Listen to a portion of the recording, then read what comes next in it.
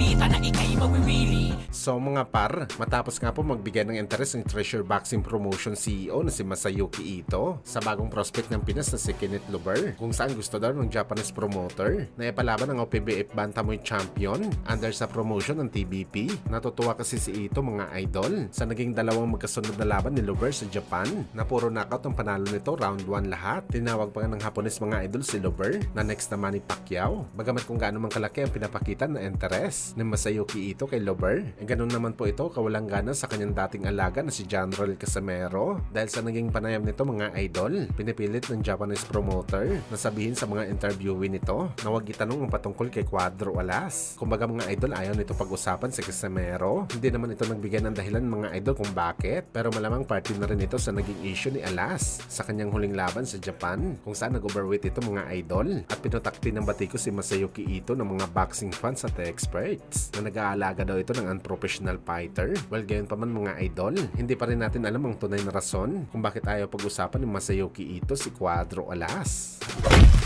Samantala matapos nga po mag-viral sa boxing world na natakot daw at naduwag ang light heavyweight champion na si Dimitri Bivol sa kanyang WBC mandatory contender na si David Benavides. Kaya binitawan na lang nito ang WBC title kaysa labanan si Benavides na para sa atin mga idol, isa lamang kabuangan na tawagin si Bivol na isang duckers. Kung saan ganito rin mga idol ang reaksyon ni Eddie Hearn. Natawa na lang ito sa balita na tinawag na duckers itong si Bivol. Aniya ang pangunahing rason daw kung bakit binitawan ni Bivol ang kanyang WBC title dahil meron na silang commitment kay Boss Torky sa trilogy fight kontra kay Better Bev. Nagtatanaw lang daw sila ng utang na loob kay Boss Torky dahil noong natalo si Bivol kay Better Bev sa unang laban, binigyan ulit si Bivol ng chance at ngayon daw mga idol gusto suklian ng Russian fighter ang opportunity na binigay ni Boss Torky. At higit sa lahat mga idol, kay Boss Torky daw ang future ni Bivol at hindi sa promoter ni Benavides. Ang lakas naman daw ng loob ng mga tao na sabihin na takot si Bivol kay Benavides sa kabila na dinurog dito si Canelo at ang kinikilala na halimon na si Better Bev na minsan na rin iniwasan ni Benavides.